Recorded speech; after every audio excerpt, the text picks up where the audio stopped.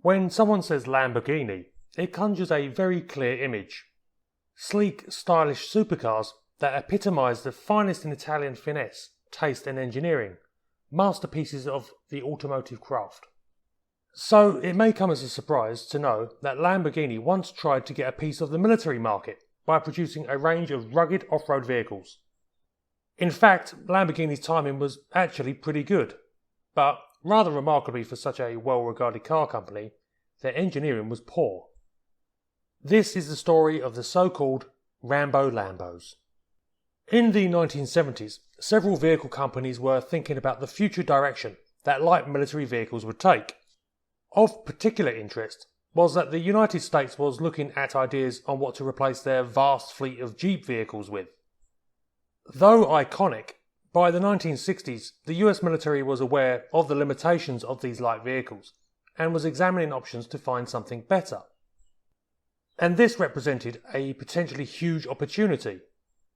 Lamborghini decided it was too good of one to miss and subcontracted an American company, Mobility Technology International, or MTI, to design and build their concept for a new lightweight, high-mobility military vehicle.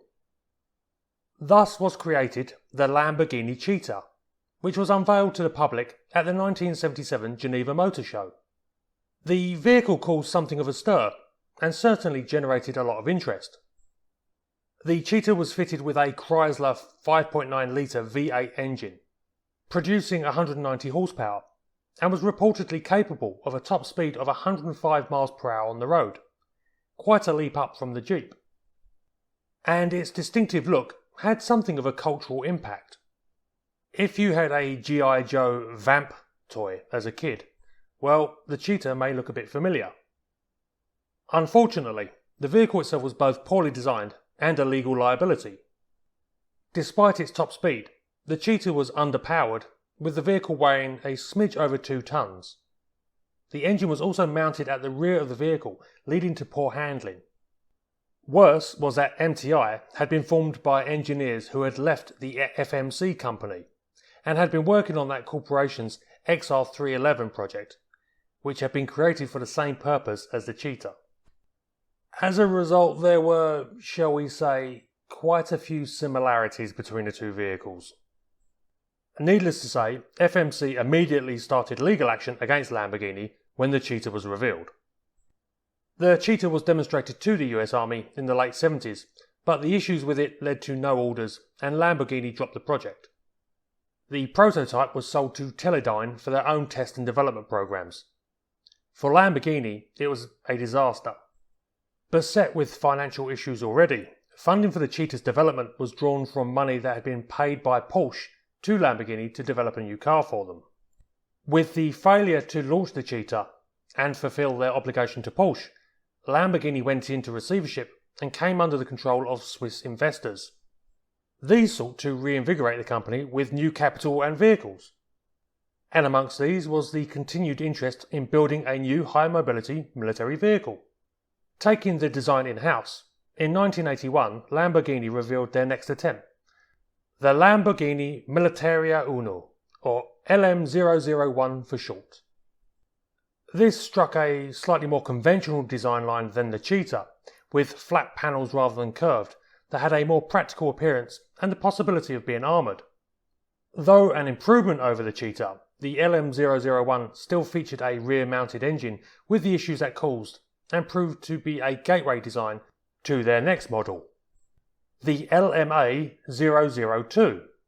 This was first shown in 1982 and was a much better design, with the engine finally being placed at the front of the vehicle. Additionally, Lamborghini ditched the idea of using an American engine, probably because the US military was at that point in the process of selecting the Humvee as their new all-purpose light vehicle, and so hopes of orders from the United States, the original purpose, were over. Instead, they went with their own offering, a Lamborghini V12 5-litre that produced 370 horsepower, the same as was used on the now legendary Countach LP500S supercar. The powerful front-mounted engine opened up additional carriage space, meaning the vehicle could now carry a total of 10 personnel.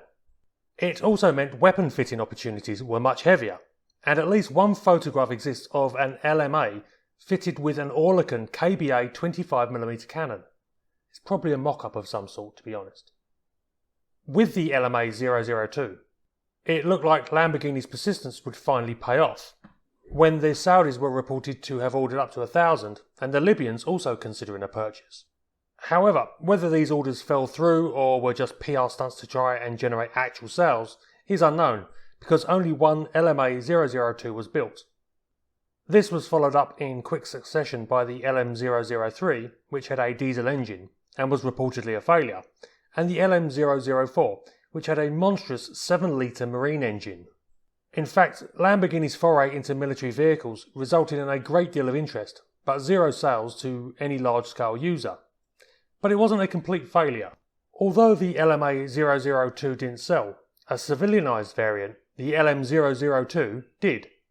Unveiled in 1986, this version was built to exploit Lamborghini's luxury image for all it was worth. Retaining the durability of the military vehicle, the interiors were custom built to a customer's standards.